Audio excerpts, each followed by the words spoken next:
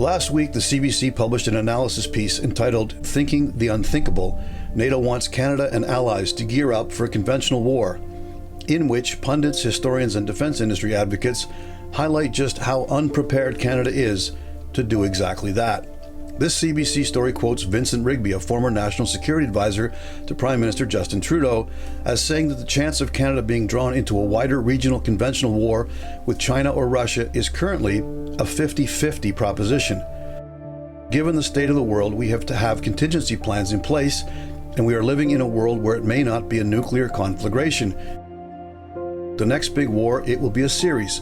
It will be a big regional war or a series of regional wars that Canada will be drawn into as a Western ally. So we better have our plans in place, including for mobilizing industry. Given that experts predict an imminent war, it is time to target just how prepared is Canada to mobilize the armed forces. In the more than 3 decades since the end of the Cold War, Canadian politicians and senior military brass have abandoned any pretense of planning for an actual mobilization of citizens. On paper, there were vague plans to flesh out militia units to augment regular force combat formations, followed by a wider call-up of civilians to put Canada on a war footing. This would of course need to be done in tandem with a hastily beefed up defense industry to produce the war material necessary to equip all of these citizen soldiers. At the outbreak of the First World War in 1914, Canada's population stood around 7 million. By the end of that conflict, some 700,000 Canadians were in uniform, and Canadian factories and farms were a large part of the British Empire's war effort. To match that level of mobilization in 2024, Canada would need to enlist or conscript 4 million service members into the ranks of an expeditionary force.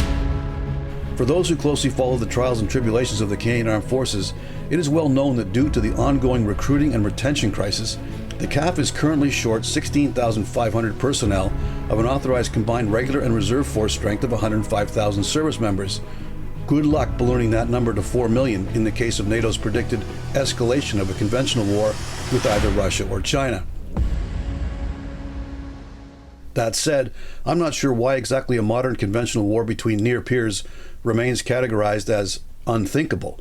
Prior to Russia's February 2022 invasion of Ukraine, I too would have believed that such a conflagration resulting in such crippling casualties on both sides would have been completely unthinkable.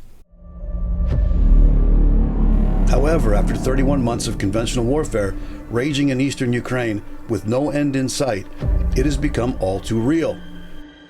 The reaction from Canada has been like a scene out of a Three Stooges movie. When I say go, we all point to the right. Go!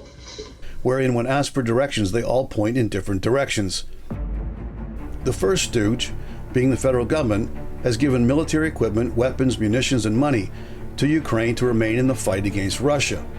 However, despite draining both the financial coffers and the military's arsenal, no real effort has been made to replace these weapon systems and shells, nor towards even maintaining authorized troop strength, let alone expanding our combat capability. The second stooge, being the military brass. Adversaries view compromise as weakness to be exploited. Prior to his retirement, former Chief of the Defense Staff, General Wayne Eyre, repeatedly called for Canadian industry to mobilize themselves and to go on a war footing.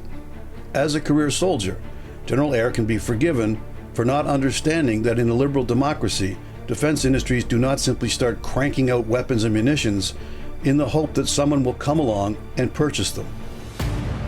The defense industry, aka the third stooge, keeps mum on this issue rather than remind Canadians that they are in fact for-profit corporations, and for them to be seen lobbying for more government contracts would come across as bald-faced profiteering from fear-mongering.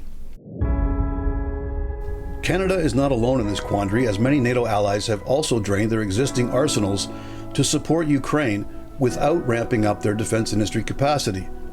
As a result, Ukraine continues to receive the lion's share of what NATO's factories can produce, while our munitions magazines remain at a perilously low level. One has to hope that Rigby's 50-50 odds on Canada being drawn into a full-scale conventional war in the near future are a little stacked in favor of scaring the bejesus out of Canadians. However, these are undeniably dangerous times, and with the US presidential elections looming south of our border, it takes two to tango. It does not appear that things will change anytime soon. Maybe it's time for the Stooges to agree upon a single shared course of action. This has been On Target. I'm Scott Taylor.